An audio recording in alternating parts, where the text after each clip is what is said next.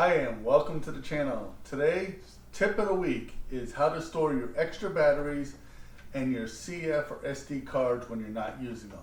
So come along and enjoy this adventure.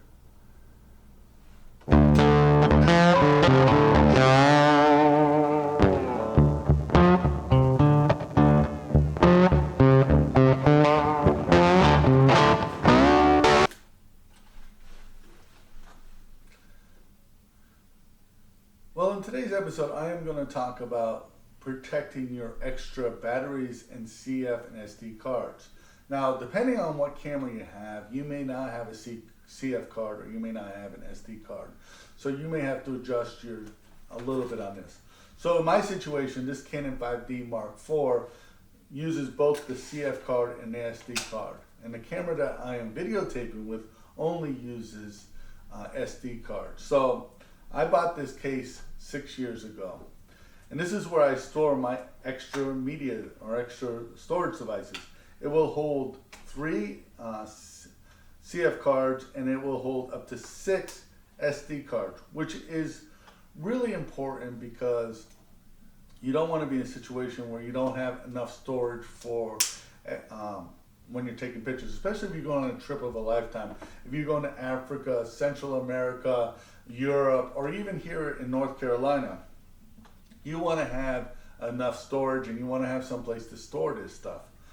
I love this case because it's made by Pelican. You can buy it on Amazon. I do believe I paid less than $20 for this. And this case has been with me for 5 years. I had a cloth one at one time and I had some issues with it. That's why I went with this one here. It does offer some water protection. It does offer shock protection for your devices.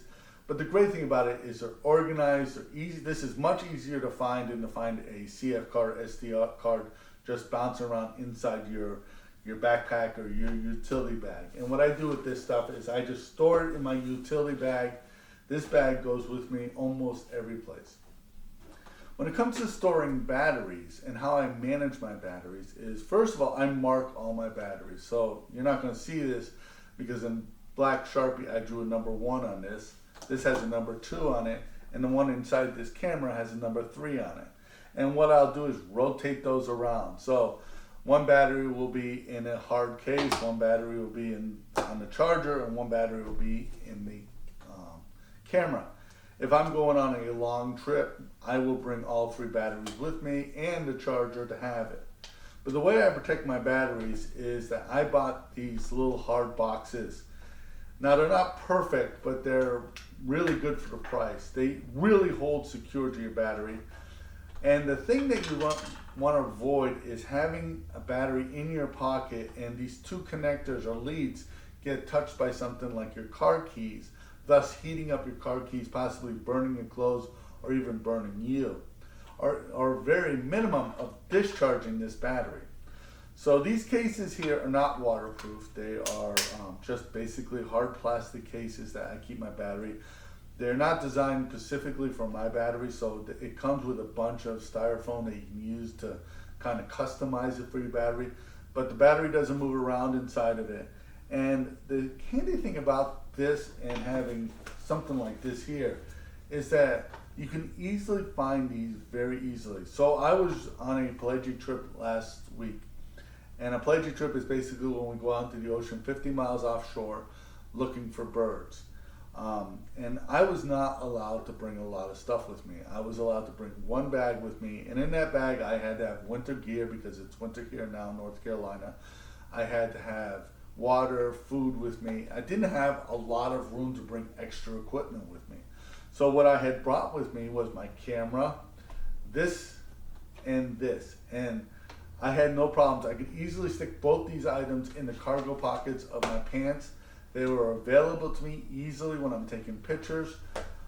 They were safe and secure. When you do get a battery, you do end up with these little plastic cases. They are not designed for long-term storage. They are only there so that when the battery is shipped to you, it is safe. But like I said to you before, these cases are inexpensive. I'm going to have a link below for both of these things so you can see exactly how much I paid for them. So I'm hoping this video helped you a little bit. If it did, please give it a thumbs up. Please subscribe to this channel because that really helps us in the YouTube world. Become a Patreon supporter. Your support allows us to keep doing this. My name is Leahy, and thank you for watching.